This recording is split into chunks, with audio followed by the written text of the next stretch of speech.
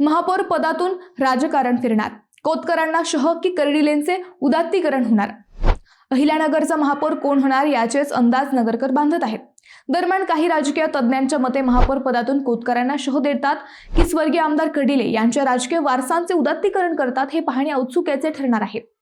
सध्या राष्ट्रवादीकडून वर्षा काकडे, ज्योती गाडे, सुनीता फुलसौंदर, आशा डागवाले आदींच्या नावांची चर्चा आहे।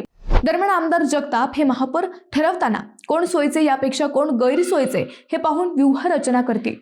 आमदार जगताप हे वर्षा काकडे अथवा अश्विनी लोंढे यांना संधी देऊन केडगावच्या राजकारणावर प्रभाव असलेल्या भानुदास कोतकर यांच्या राजकारणाला शह देण्याची शक्यता नाकारता येत नाही। एकतर ही खेळी खेळली जाईल किंवा स्वर्गीय आमदार शिवाजी कर्डिले यांचे राजकारण पुढे नेण्यासाठी आणि राहुरी विधानसभेची पोटनिवडणूक लक्षात घेता महापौर पदाची संधी त्यांची मुलगी ज्योती गाडे यांना देऊन कर्डिले कुटुंबाचे राजकारण भक्कम करावे लागेल। तसे झाले तर अक्षय कर्डिले यांना विधानसभेची भाजपची उमेदवारी मागणे अधिक सोयीचे होईल। ज्योती गाडे ओबीसी प्रवर्गातून निवडून आल्या नसल्या तरी त्यांच्याकडे ओबीसीचे प्रमाणपत्र आहे अशी चर्चा आहे। त्यामुळे आमदार जगताप हे कोतकरांना शह देणार की स्वर्गीय कर्डिले कुटुंबाचे उदात्तीकरण करणार हे पाहणे औत्सुक्याचे ठरणार आहे।